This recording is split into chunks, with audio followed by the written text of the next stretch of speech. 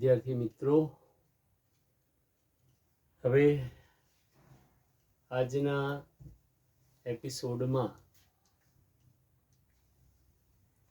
અગાઉ આપણે જે જોઈ ગયેલા છીએ ત્યાંથી આગળ વધીએ તો એમાં આપણે પ્રમેય નંબર 10.3નું વિધાન જોયેલું યાદ હોય તો એમાં એવું કહ્યું હતું કે વર્તુળના કેન્દ્રમાંથી જીવા પર દોરેલો લંબ જીવાને દુભાગે છે. વિધાન આ રીતે હતું: વર્તુળના કેન્દ્રમાંથી જીવા પર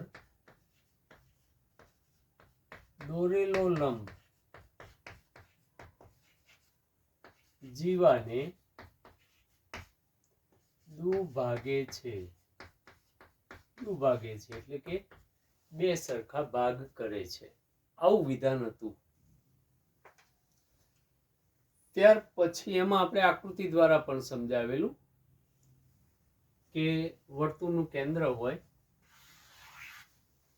એ કેન્દ્રમાંથી કોઈ એક જીવા લેવાની, એ બી ધારો કે, તો કેન્દ્રમાંથી દોરેલો જીવા પર લંબ, જીવા પર કેન્દ્રમાંથી દોરેલો લંબ એ જીવાને બે સરખા ભાગમાં વિભાજિત કરે છે એટલે કે દુભાગે છે, આવું વિધાન હતું. એ આપણે સાબિતી વિના સ્વીકારી લેવાનું છે, બરાબર. ત્યાર પછી પ્રમેય 10.4નું વિધાન જોઈ લઈએ કે વર્તુળના કેન્દ્રમાંથી પસાર થતી રેખા, વર્તુળના કેન્દ્રમાંથી પસાર થતી રેખા જીવાને દુભાગે છે, તો તે રેખા જીવાને લંબ છે. વસ્તુ આની આ જ છે. અહીંયા કેન્દ્રમાંથી લંબ દોર્યો છે, કેન્દ્રમાંથી લંબ દોરવામાં આવેલું છે જીવા પર. અહીંયા વિધાન શું કહે છે કે વર્તુળના કેન્દ્રમાંથી પસાર થતી રેખા, વર્તુળના કેન્દ્રમાંથી પસાર થતી રેખા જીવાને દુભાગે છે, તો તે રેખા જીવાને લંબ છે. જુઓ મિત્રો, અહીંયા આપણે વર્તુળના કેન્દ્રમાંથી લંબ દોરવામાં આવે છે. હવે આને આપણે બંને તરફ લંબાવીએ તો એ રેખા બની જાય. આ લંબ છે એ રેખાનો જ એક ભાગ છે, બરાબર. એને આપણે બંને તરફ લંબાવી દઈએ એટલે રેખા બની જાય. એટલે વર્તુળના કેન્દ્રમાંથી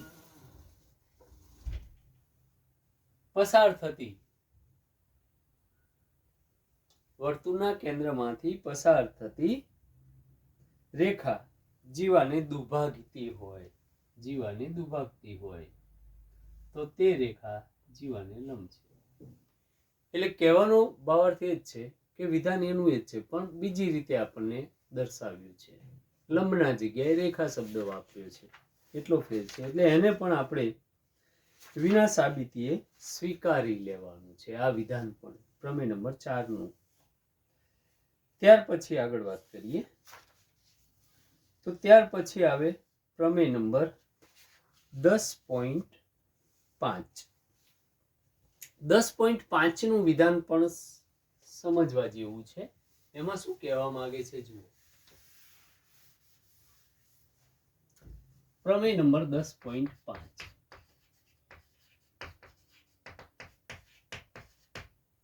વિધાન આ રીતે છે. 10.5નું એમાં એવું કહ્યું છે કે આપેલા 3 અસમરેખ બિંદુઓમાંથી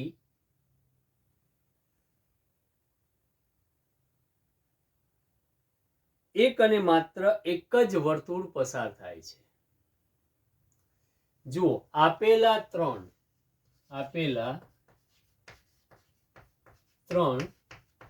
અસમરેખ બિંદુઓમાંથી આપેલા અસમરેખ 3 બિંદુઓમાંથી એક અને માત્ર એક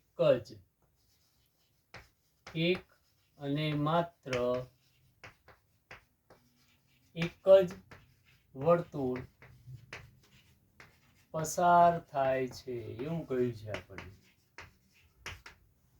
બરાબર, આ વિધાન આપ્યું છે કે આપણે કોઈ પણ 3 બિંદુઓ લઈએ, કોઈ પણ 3. બરાબર, દાખલા તરીકે આ એ બિંદુ લીધું, આને આપણે બી કહીશું, તો આને આપણે સી કહીએ. તો આ ત્રણેય બિંદુઓમાંથી એક અને માત્ર એક જ વર્તુળ પસાર થાય એવું આપણને વિધાનમાં કહ્યું છે કે આપેલા 3 અસમરેખ બિંદુઓમાંથી એક અને માત્ર એક જ વર્તુળ પસાર થાય છે. એક કરતા વધારે વર્તુળ નહીં, એક અને માત્ર ઓનલી વન વર્તુળ પસાર થાય છે એવું કહ્યું છે આપણને. એટલે કોઈ પણ 3 બિંદુઓ લઈશું તો એમાંથી પસાર થતું એક જ વર્તુળ મળશે આપણને, માત્ર એક જ. અગાઉ આપણે જોઈ ગયેલા બિંદુ અને રેખાઓમાં કે કોઈ પણ એક બિંદુ આપ્યું હોય તો એમાંથી કેટલી રેખાઓ પસાર થાય, તો તે સમયે આપણે કહેતા હતા અસંખ્ય રેખાઓ, અનંત રેખાઓ પસાર થાય છે. ઘણી બધી રેખાઓ પસાર થાય છે, અસંખ્ય રેખાઓ. તો રેખાને સુનિશ્ચિત કરવા માટે બિંદુઓ કેટલાની જરૂર પડે, કેટલા બિંદુઓની જરૂર પડે? તો એ વખતે આપણે કહેલું કે 2 બિંદુઓ. કોઈ પણ 2 બિંદુ આપ્યા હોય તો એમાંથી એક અને માત્ર એક જ રેખા પસાર થાય. રેખાની અંદર 2 બિંદુઓ હતા, વર્તુળમાં 3, પણ કેવા? અસમરેખ. જો સમરેખ બિંદુઓ હોય, 3 સમરેખ બિંદુઓ હોય તો એમાંથી રેખા પસાર થાય, વર્તુળ નહીં. તો અહીંયા આપણને વિધાનમાં કહ્યું છે કે આપેલા 3 ભિન્ન અસમરેખ બિંદુઓમાંથી એક અને માત્ર એક જ વર્તુળ પસાર થાય છે. એ આપણે સાબિતી વિના પણ સ્વીકારી લેવાનું છે. બરાબર, એની આપણે સાબિતી આપવાની જરૂર નથી. ત્યાર પછી આવે છે વિદ્યાર્થી મિત્રો 10.3. 10.3 ના એક્ઝામ્પલ્સ જુઓ. એમાં પહેલું આપણને કહ્યું છે કે વર્તુળની જુદી જુદી જોડીઓ દોરો. કોઈ પણ જોડીઓ દોરવાની, 2 વર્તુળ. બરાબર, પ્રત્યેક જોડીમાં કેટલા બિંદુઓ સામાન્ય છે અને સામાન્ય બિંદુઓમાંની મહત્તમ સંખ્યા કેટલી, એવું આપણને કહ્યું છે. એટલે જોડીઓ આપણને અનુકૂળ હોય એવી જોડીઓ પસંદ કરવાની છે. બરાબર, તો અહીંયા આપણે એવી કેટલીક જોડીઓ બતાવીએ. 10.3 માં પહેલો એક્ઝામ્પલ, તો આપણને જુદી જુદી ઘણી બધી જોડીઓ મળશે. સ્વાધ્યાય 10.3 પહેલો દાખલો. બરાબર, એવું કહ્યું છે કે વર્તુળની જુદી જુદી જોડીઓ દોરો. દાખલા તરીકે આપણે જોડીઓ લઈએ જુદી જુદી, કોઈ પણ વર્તુળ લેવાના, એવું નથી ફિક્સ કે આ જ વર્તુળ લેવા. બરાબર, આ 2 વર્તુળ છે, 2 વર્તુળ આપણે દોર્યા. બરાબર, આ એક જોડ લીધી. તો આમાં સામાન્ય બિંદુ દેખાય છે તમને? એકેય બિંદુ સામાન્ય મળશે ખરું? 2 પાર્ટ પાડી દઈએ, વર્તુળની જોડી અને સામાન્ય બિંદુની સંખ્યા. સામાન્ય બિંદુ. તો આ 2 વર્તુળ આપણે રચના કરી તો એ બંને વર્તુળમાં એકેય બિંદુ સામાન્ય છે ખરું? નથી. કેમ? કારણ કે બંને વર્તુળ અલગ જ છે, એકબીજાને છેદતા નથી. માટે એમાં સામાન્ય બિંદુની સંખ્યા કેટલી મળશે? 0. સ્વાભાવિક વસ્તુ છે. બીજું એક વર્તુળ લઈએ, બીજા એક વર્તુળની જોડી લઈએ. બરાબર, તો દાખલા તરીકે આ રીતે મેં દર્શાવ્યું. અહીંયા એક વર્તુળ આ છે, બીજું વર્તુળ અહીંયા બતાવું. આ 2 વર્તુળ લીધા. હવે બંને વર્તુળ જુઓ, એકબીજાને સ્પર્શે છે. આ બંને અલગ હતા એટલે સામાન્ય બિંદુ એકે નહીં મળે. અહીંયા આ બિંદુ એકબીજાને ટચ થાય છે, સ્પર્શે છે. અને એમ સ્પર્શતા, જ્યાં સ્પર્શે છે ત્યાં કેટલા બિંદુ હોય? એક જ બિંદુ આગળ સ્પર્શે, એક કરતા વધારે નહીં. માટે અહીંયા સામાન્ય બિંદુ જે મળશે તો દાખલા તરીકે આ બિંદુમાં સ્પર્શે છે, તો સામાન્ય બિંદુની સંખ્યા ત્યાં કેટલી મળશે આપણને? એક જ મળશે, એક જ બિંદુમાં સ્પર્શે છે. ત્યાર પછી ત્રીજી જોડની વાત કરીએ. બરાબર, તો દાખલા તરીકે આ રીતે હું વર્તુળ બતાવું. એક વર્તુળ આ રીતે છે અને બીજું વર્તુળ આ રીતે છે. આ બે વર્તુળ લીધા આપણે. તો બંને વર્તુળ જુઓ, અહીંયા અલગ હતા, અહીંયા સ્પર્શે છે, અહીંયા એકબીજાને કાપે છે. તો આ વર્તુળ એકબીજા પર આ રીતે સ્થાપિત થયેલા છે. તો અહીંયા જે સામાન્ય બિંદુઓ મળશે એ સામાન્ય બિંદુઓની સંખ્યા આપણને અહીંયા કેટલી મળશે? તો બે જગ્યાએ છેદે છે વર્તુળ, એટલે સામાન્ય બિંદુઓની સંખ્યા આપણને કેટલી મળશે? અહીંયા બે મળશે. આકૃતિ પરથી સ્પષ્ટ ખ્યાલ આવી જાય છે આપણને. સામાન્ય બિંદુઓની સંખ્યા કેટલી મળે છે? તો બે. ત્રીજી જોડ લઈએ, જુઓ અલગ અલગ ઘણી બધી જોડ મળશે આપણને.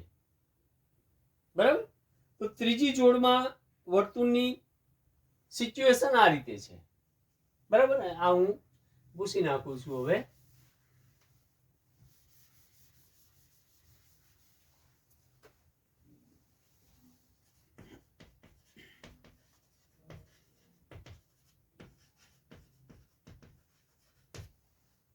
ત્રીજી જોડ આપણને ધારો કે આ રીતે મળે છે. જુઓ કે દાખલા તરીકે આ રીતે છે, એક વર્તુળ આ રીતે છે. બરાબર, એની અંદર જ એક બીજું વર્તુળ રચીએ આપણે આ રીતે. વર્તુળની અંદર વર્તુળ. બરાબર, તો હવે આપણને પ્રશ્ન થાય, અહીંયા આપણને શું કહ્યું છે કે પ્રત્યેક જોડીમાં કેટલા બિંદુઓ સામાન્ય છે? તો હવે આપણને એમ લાગે કે આ બંને વર્તુળની અંદર વર્તુળ છે, તો આ વર્તુળના બધા બિંદુઓ સામાન્ય. એવું નથી. બરાબર, આપણને શું કહેવા માંગે છે? કેટલા બિંદુઓ સામાન્ય છે એવું કહ્યું છે. તો વર્તુળ એટલે શું? વર્તુળ એટલે આખું નથી, આખો ભાગ, અંદરનો ભાગ ને બહારનો ભાગ ને બધું થઈને વર્તુળ એવું નથી. એની બાઉન્ડ્રી પર આવેલા બિંદુઓ એ જ વર્તુળ ગણાય. તો આ વર્તુળના બિંદુઓ આ છે. તો બંને વર્તુળમાં જુઓ, તો બંને વર્તુળ એકબીજાને એક બિંદુમાં છેદે છે, અંદરથી છેદે છે. એટલે એમાં સામાન્ય જે બિંદુઓ છે એ સામાન્ય બિંદુઓની સંખ્યા કેટલી થશે? તો સ્પષ્ટ છે, એક જ બિંદુ આગળ સ્પર્શે છે, એટલે સામાન્ય બિંદુની સંખ્યા એક થઈ. બીજી એક સિચ્યુએશન લઈએ. ધારો કે આ રીતે છે, એક વર્તુળ, આ બીજું વર્તુળ, વર્તુળની અંદર વર્તુળ. અહીંયા પણ વર્તુળની અંદર વર્તુળ છે, પણ એક બિંદુમાં સ્પર્શે છે, એટલે સામાન્ય બિંદુની સંખ્યા એક થઈ. જ્યારે અહીંયા જુઓ આકૃતિમાં, વર્તુળની અંદર વર્તુળ છે ખરું, પણ ક્યાંય એકબીજા વર્તુળ ટચ થાય છે ખરા? તો નથી થતા. અને નથી થતા ટચ, સ્પર્શતા નથી, એટલે એમાં સામાન્ય બિંદુઓની સંખ્યા કેટલી આવે? એકેય નહીં, 0. ખ્યાલ આવી ગયો? તો આ રીતે આપણે જુદી જુદી જોડીઓ દર્શાવીને આકૃતિ દ્વારા સમજાવી શકીએ અને સામાન્ય બિંદુઓની સંખ્યા ને આપણે શોધી શકીએ છીએ. બરાબર, ત્યાર પછી આગળ વાત કરીએ આપણે કે અહીંયા આપણને એવું કહ્યું છે કે ધારો કે તમને એક વર્તુળ, પ્રશ્ન નંબર 2 જુઓ, એમાં રચનાની વાત આવે છે. રચનાઓ આપણે અગાઉ જોઈ ગયેલા છીએ. એમાં એવું કહ્યું છે કે એક વર્તુળ આપવામાં આવ્યું છે, તેનું કેન્દ્ર શોધવાની રચના કરો. એનું કેન્દ્ર શોધવાનું છે આપણે. બરાબર, તો એનું કેન્દ્ર શોધવા માટે આપણે શું કરવું પડશે? તો વર્તુળનું કેન્દ્ર શોધવા માટે પહેલા તો આપણે કોઈ પણ બે જીવાઓ પસંદ કરવાની. બરાબર, જીવાઓ પસંદ કર્યા પછી એ બંને જીવાઓના લંબ દ્વિભાજક લેવાના. લંબ દ્વિભાજકની રચના આપણે જોઈ ગયેલા છીએ રચનાના ચેપ્ટરમાં. એ બંને લંબ દ્વિભાજકો જે બિંદુમાં છેદ છે તે વર્તુળનું કેન્દ્ર ગણાય. આ રીતે આપણે એને સોલ્વ કરી શકીશું. બરાબર. તો આ રીતે આપણે પ્રશ્ન 2 રચના દ્વારા 2 જીવાઓ લેવાની, એક વર્તુળ લેવાનું, વર્તુળની કોઈ પણ 2 XYZ કોઈ પણ પસંદ કરી શકો છો, કોઈ પણ 2 જીવાઓ લેવાની, એ બંને જીવાઓના લંબ દ્વિભાજક દોરવાના. એ લંબ દ્વિભાજકો જે બિંદુમાં છેદતા હોય તે બિંદુ તે વર્તુળનું કેન્દ્ર ગણાય. બરાબર. ત્યાર પછી આગળ વાત કરીએ. પ્રશ્ન નંબર 3 ની વાત આવે છે. જો 2 વર્તુળો એકબીજાને 2 બિંદુમાં છેદે તો સાબિત કરો કે તેમના કેન્દ્ર સામાન્ય જીવાના લંબ દ્વિભાજક. પેલા કરતા ઊંધું છે. બરાબર. રચનામાં આપણે જોઈ ગયા કે બંને જીવાઓ લેવાની, બંને જીવાના લંબ દ્વિભાજક લેવાના. એ લંબ દ્વિભાજક જે બિંદુમાં છેદે એને કેન્દ્ર ગણીશું. તો અહીંયા શું કહ્યું છે કે જો 2 વર્તુળ એકબીજાને 2 બિંદુમાં છેદતા હોય તો સાબિત કરો કે તેમના કેન્દ્ર સામાન્ય જીવાના લંબ દ્વિભાજક પર છે, એવું કહેવામાં આવે છે. બરાબર. એટલે એ રીતે આપણે એની સાબિત કરી શકીશું. ત્યાર પછી વિદ્યાર્થી મિત્રો આવે છે 10.6 નો પ્રમેય. હવે પ્રમેય નંબર 10.6 નું વિધાન જોઈ લઈએ. બરાબર. તો પ્રમેય 10.6 તો એમાં શું કહેવા માંગે છે સમજો.